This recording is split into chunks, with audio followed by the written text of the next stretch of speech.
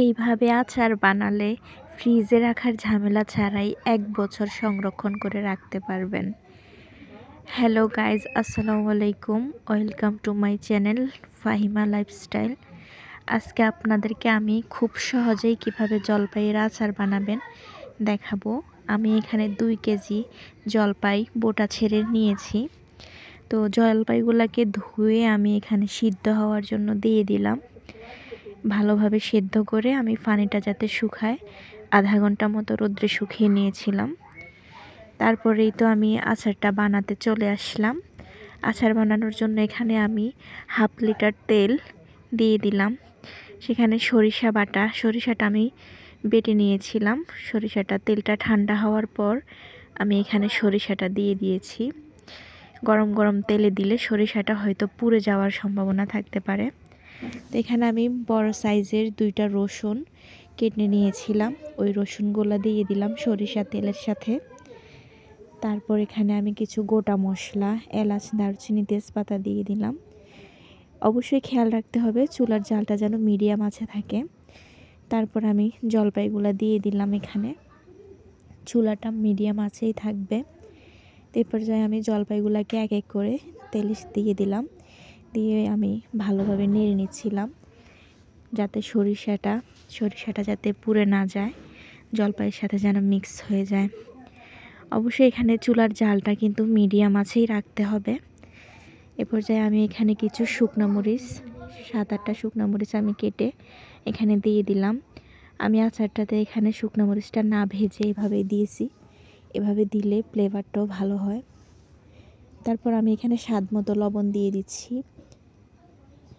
লবণটা দিয়ে আবারও আমি নেড়ে ছেড়ে নিচ্ছিলাম।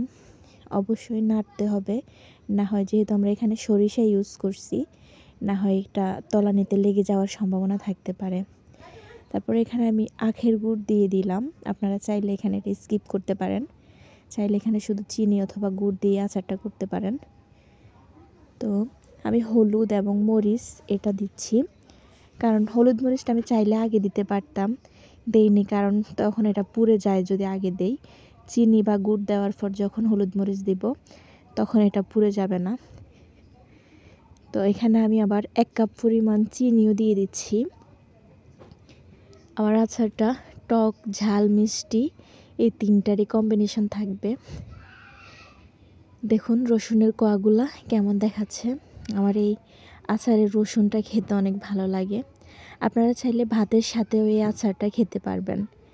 আমার কাছে বেশিরভাগ এটা ভাতের সাথেই অনেক ভালো লাগে, গরুর মাংস কিংবা হাঁসের মাংসের সাথে।